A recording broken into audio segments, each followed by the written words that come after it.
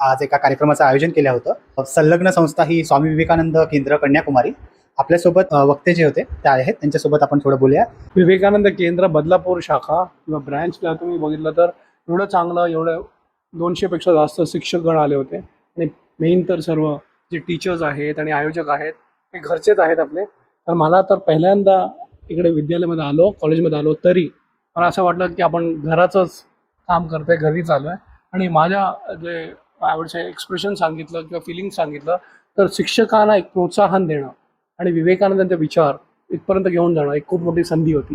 बदलापूरला यापूर्वी कधी येण्याचं खूप वेळा आलो आहे, पण कॉलेजमध्ये पहिल्यांदा. आता विद्यार्थी पण या व्हिडिओला बघणार आहेत. विद्यार्थ्यांसाठी काय सुचवलं? खूप पैसे कमवा, पण त्याच्या अगोदर खूप अभ्यास करा.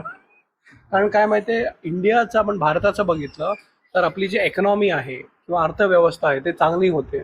पण काय आहे की हे जे जनरेशनमध्ये किंवा या पिढीमध्ये knowledge will become very important.